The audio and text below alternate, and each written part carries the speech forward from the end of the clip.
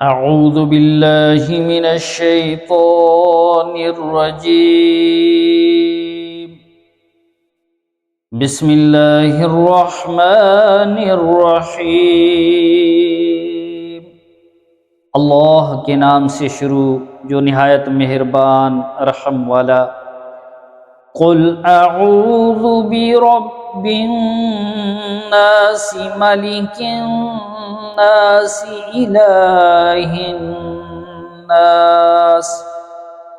تم کہو میں اس کی پناہ میں آیا جو سب لوگوں کا رب، سب لوگوں کا بادشاہ، سب لوگوں کا خدا. اس کی تفسیر ہے سب کا خالق و مالک. ذکر میں انسانوں کی تخصیص ان کی تشریف یعنی عزت کے لیے ہے کہ انہیں اشرف المخلوقات کیا، ان کے کاموں کی تدبیر فرمانے والا، کہ الہ اور معبود ہونا اسی کے ساتھ خاص ہے. من شر الوسواس الخناس، اس کی شر سے جو دل میں برے خطرے ڈالے. مراد اس سے شیطان ہے. الذی یوسوس فی صدور الناس من الجنۃ والناس،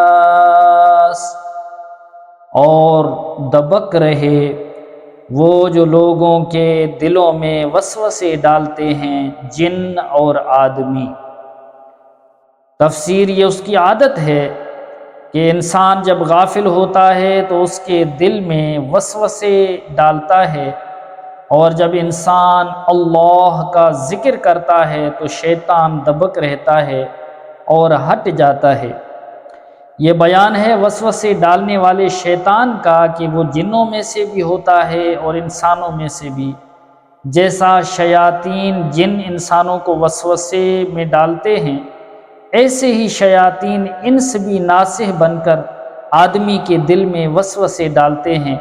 پھر اگر آدمی ان وسوسوں کو مانتا ہے تو اس کا سلسلہ بڑھ جاتا ہے اور خوب گمراہ کرتے ہیں، اور اگر اس سے متنفر ہوتا ہے تو ہٹ جاتا ہے اور دبک رہتے ہیں.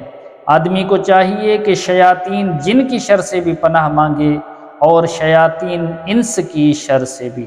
بخاری اور مسلم کی حدیث میں ہے سید عالم صلی اللہ علیہ وآلہ وسلم رات کو جب بستر مبارک پر تشریف لاتے تو اپنے دونوں ہاتھ مبارک جمع فرما کر ان میں دم کرتے، یعنی سورہ اخلاص قل هو اللہ احد، سورہ فلق قل اعوذ برب الفلق، اور سورہ ناس قل اعوذ برب الناس. یہ تینوں صورتیں مکمل پڑھ کر اپنے مبارک ہاتھوں کو سر مبارک سے لے کر تمام جسم اقدس پر پھیرتے جہاں تک ہاتھ مبارک پہنچ سکتے.